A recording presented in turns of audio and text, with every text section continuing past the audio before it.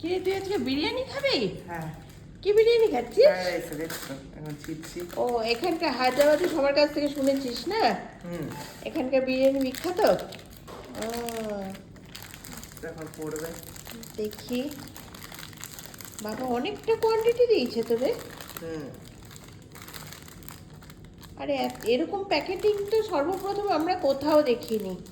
মানে কলকাতাতেও এত বিরিয়ানি খেয়েছিস বা আমাদের খড়গপুরেও খেয়েছিস, কিন্তু এখানে একদম এক্সট্রা লেভেলের। বাবা অনেক দিয়েছি, বাবা অনেক দিয়েছি।